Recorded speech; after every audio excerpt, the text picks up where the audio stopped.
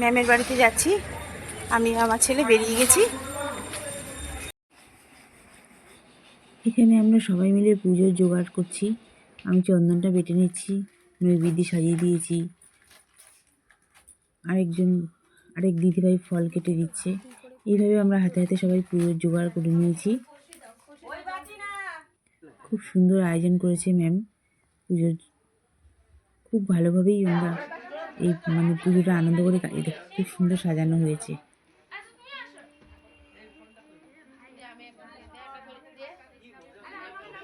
ঠাকুরমশাই এসে গেছে পুজো করতে।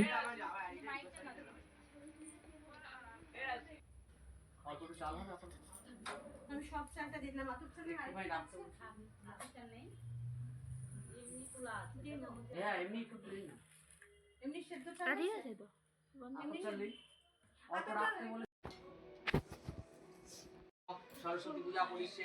ওম স্বস্তি ভবন্তু বন্ধু, ওম স্বস্তি ভবন্তু বন্ধু, ওম স্বস্তি ভবন্তু বন্ধু, ওম স্বস্তি, ওম স্বস্তি, ওম স্বস্তি।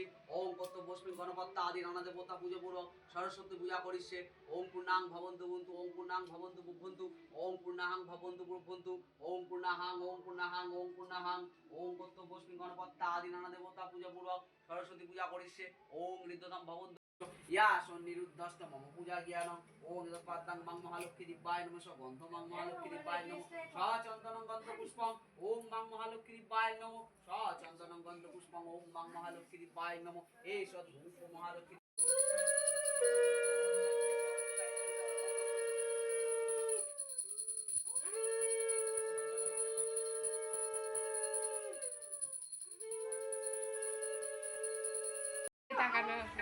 পুজো আমাদের কমপ্লিট।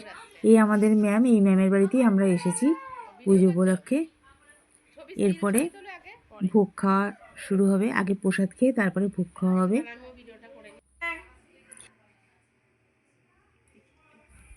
খিচুড়ি, বাঁধাকপি তরকারি, পায়েস, চাটনি, ভাজা, অনেক কিছুই ম্যাম আয়োজন করেছে।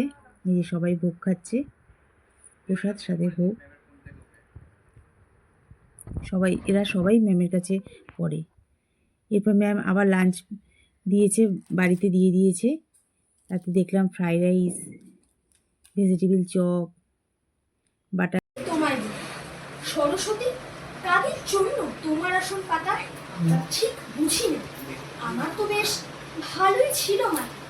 প্রতি বছর নিয়ম করে প্রথম হতাম ক্লাসে।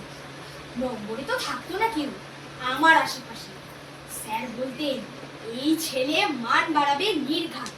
দেখছো না ওর মাথায় স্বয়ং সরস্বতীর হাত। সরস্বতীর হাত কিরকম, কাদের মাথায় পড়ে ঠিক বুঝি। সরস্বতী থাকেন কাদের ঘরে। ফল বেরোলেই দৌড় আমি যেতাম বাবার কাছে। কিন্তু আমার বাবার ওসব দেখার সময় আছে? সকাল থেকে সন্ধে যে তার হাড় ভাঙা খাটুনি। বাবা বলতো এমন খুশির কারণটা কি শুনি। গরিব ঘরের ছেলে তুমি, মূল্য আছে। নিয়ম করে স্কুলে যে যাচ্ছ এটাই রে। কলেজ যাবার খরচা কেন কে জোগাবে টাকা? যার যেরকম অবস্থা তার উচিত তেমন থাকা। সরস্বতী কোথায় থাকে, কোনখানে ঠিকানা? কাণ্ড দেখো, গরিব ছেলের কাজ কি এসব জানা?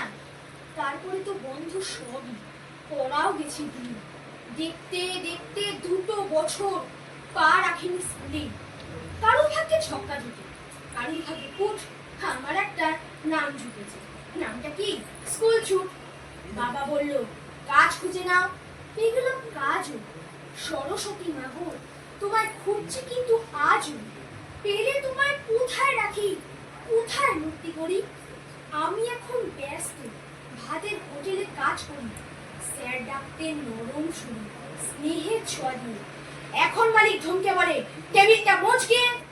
তবুও যখন ভাবি মাথায় রাখবে তুমি হাত, আওয়াজ ওঠে 4 চিকেন 6 নম্বরে ভাত। 4 চিকেন 6 নম্বরে ভাত। নমস্কার। বিকালে ম্যাম এখানে একটি সাংস্কৃতিক অনুষ্ঠানের আয়োজন করেছিল, যেখানে তার সব স্টুডেন্টরাই কিছু না কিছু পার্টিসিপেট করেছে। আমার ছেলেও আবৃত্তি বলেছে।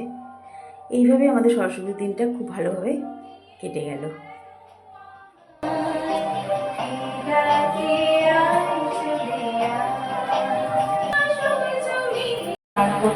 আবৃত্তি করছো, যাই করছো না কেন মনে করো তোমরা ঠাকুর পুজো করছো, তোমরা সরস্বতীকে অঞ্জলি দিচ্ছ, তোমাদের নিজে যা জানো তাই নিয়ে। হ্যাঁ